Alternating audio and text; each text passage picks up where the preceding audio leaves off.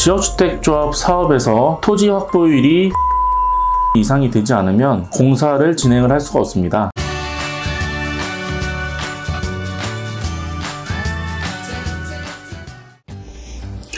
안녕하세요. 법무법인 상지의 김종엽 변호사입니다.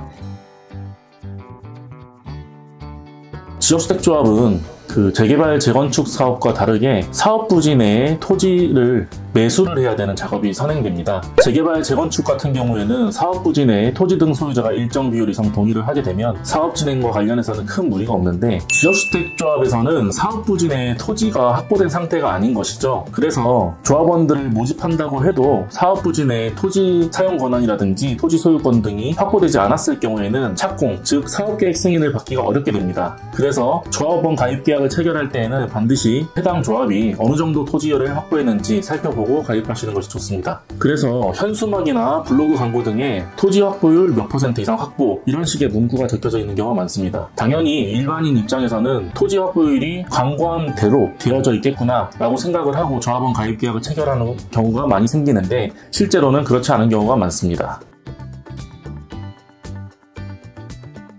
조합이 광고를 할 때 만약 토지 확보율에 대해서 허위로 과장 기망하는 광고를 했을 경우에는 조합원 가입 계약을 체결한 조합원은 법원에 분담금 반환 소송을 제기를 할 수가 있습니다.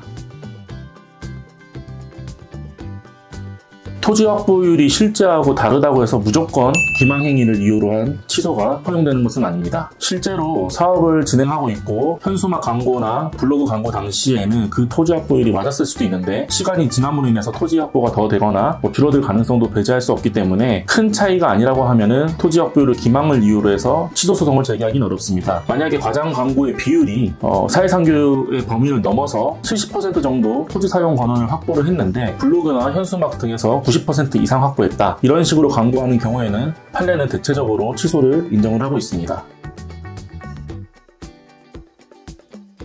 통상적으로는 해당 조합이 보관하고 있는 공식적인 문서를 보여달라고 하는 것이 좋습니다. 그런데 이 경우에도 해당 조합에서 실제와 다르게 토지 확보율이 조금 부풀리는 경우도 있어서 가장 정확한 것은 관할 지역의 시청이나 구청에 가서 해당 공무원에게 토지 확보 현황을 알려달라고 하면 잘 알려주기 때문에 계약을 체결하기 전에 반드시 확인하시기 바랍니다.